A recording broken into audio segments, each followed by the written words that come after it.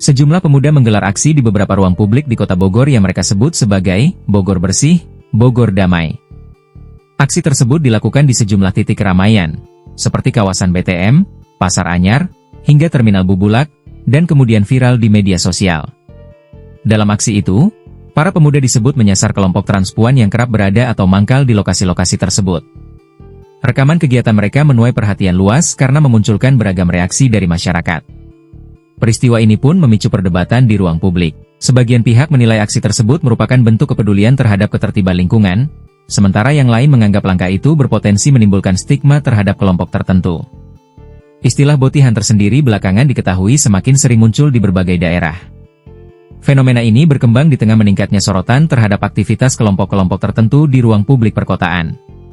Aksi serupa juga dinilai berkaitan dengan dinamika sosial yang lebih luas di masyarakat. Kehadiran kelompok tertentu di titik keramaian kerap memunculkan respons beragam, terutama ketika dikaitkan dengan ketertiban umum dan kenyamanan warga. Di sisi lain, peristiwa ini ikut terseret dalam polemik yang lebih besar mengenai wacana regulasi terhadap kelompok pelangi di Indonesia.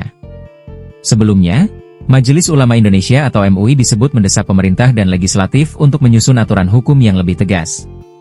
Wacana tersebut kemudian turut memperbesar sorotan terhadap aksi-aksi yang menargetkan kelompok transpuan di ruang publik. Kondisi ini membuat perdebatan tidak hanya berhenti pada isu ketertiban, tetapi juga menyentuh aspek perlindungan sosial dan hak warga negara. Hingga kini, video aksi Bogor Bersih, Bogor Damai masih ramai diperbincangkan di media sosial. Publik pun terus menanggapi dengan pandangan yang berbeda-beda mengenai batas antara penertiban dan potensi diskriminasi. Peristiwa ini menunjukkan bahwa pengelolaan ruang publik membutuhkan pendekatan yang hati-hati. Selain menjaga ketertiban, pemerintah dan masyarakat juga diharapkan tetap mengedepankan cara-cara yang tidak memicu konflik sosial maupun memperuncing stigma terhadap kelompok tertentu.